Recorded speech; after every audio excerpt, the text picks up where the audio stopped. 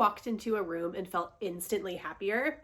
Like your mood just did a backflip? That is the magic of dopamine decor. Design that sparks joy faster than a lab in a leaf pile. Hi, I'm Ash. Welcome to my channel and welcome to all of my new subscribers. I'm so glad you're here. Today we're going to jump into the color-drenched, joyful design style that is dopamine decor, also known as decorating your space in a way that literally boosts your mood.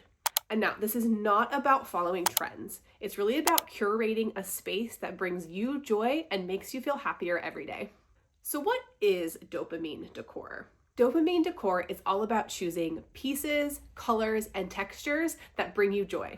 Think bright hues, nostalgic trinkets, bold patterns, unexpected art, and furniture that looks like it belongs at a picnic. I'm looking at you, corn on the cob stool. But here's the kicker. It's not just pretty, it's actually rooted in psychology. Why it works. Dopamine is a neurotransmitter, which is basically just a really fancy word for your brain's hype woman. When you surround yourself with things that evoke positive memories, energizing colors, or sensory comfort, your brain releases dopamine. And that hit of happy is not by chance. It's actually design meeting biology. So yes, that pink sofa is good for your mental health. How to get this look? Now, if you're thinking, okay, this all sounds great, but how do I achieve this without looking like a unicorn threw up all over my space? Don't worry, I got you.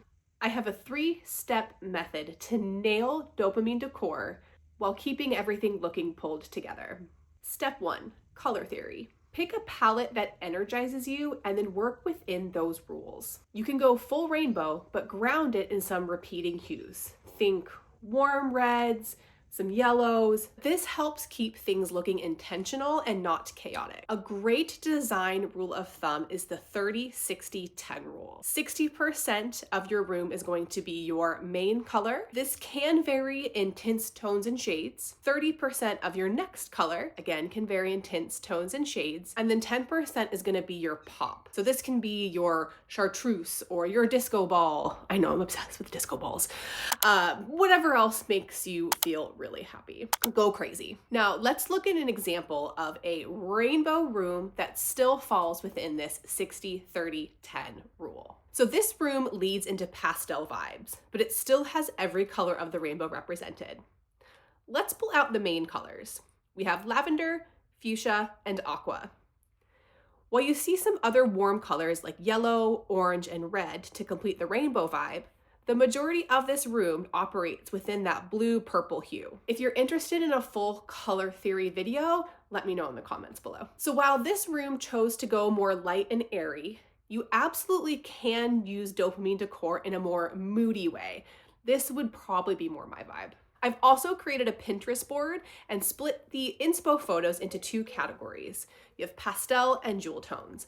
A link to that board is in my description below. So once you find an inspo photo that you love from the Pinterest board, you should put it into a mood board and you can build your colors around that. If you want to use the mood board that I've created, I made a free Canva template that again is linked in my bio. If you'd like to use that, or you can see on the screen here what I've done, you're welcome to recreate one on your own. Canva also has a really great color matching tool that you can pull out the colors in the image that you want to be your 60-30-10 color hues as well. Okay, so now that we know our colors, we need to bring some life to the space in the form of patterns. Step 2, pattern mixing. Yes, this is where I shamelessly plug my last video, which a lot of you have found me from. So again, thanks for being here. If you're still nervous to mix florals and leopards, prints, and stripes, check out my last video on pattern drenching. There's gonna be a link up here.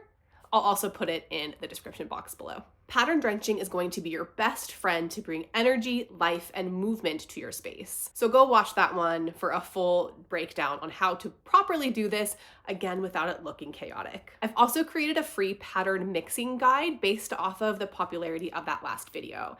So again, promise last one, link is in the description. Number 3, scale and proportion. Scale and proportion techniques go beyond just pattern mixing. You can actually use this technique to style your room as well. Mixing pieces that are the same size feels flat.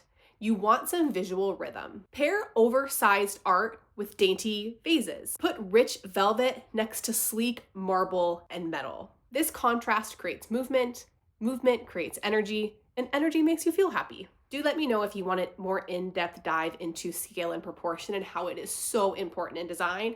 I'd be happy to make a video about that. So let me know in the comments below. Pulling it all together. Dopamine decor really is about storytelling. Just like us elder millennials had boho style in the late 2000s, dopamine decor is the new version of that. Dopamine decor is the new rainbow cousin of that noughties trend. Every piece in your space should feel personal. Oh, I found this lamp on a trip to Melbourne. This print makes me laugh every time I walk by. Yes, that's a ceramic banana, and no, I will not explain further. This design style is less Pinterest perfect and more perfect for you. It's maximalism with meaning, chaos with cohesion, whimsy with wisdom. Dopamine decor in your design style. Although you may associate dopamine decor with a more postmodern vibe, or maybe even a kid-friendly space, it doesn't have to. Here are some examples of dopamine decor in other really popular design styles. We have mid-century modern and traditional, farmhouse and coastal,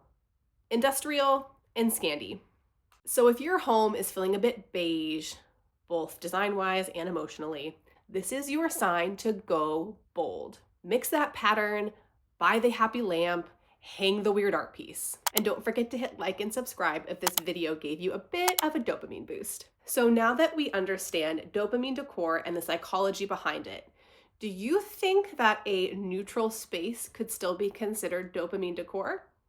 Let me know your thoughts in the comments below. If you haven't checked out my pattern mixing video, I'll link it here. Remember, love your space, fill it with joy, and make it yours. I'll see you guys in the next one.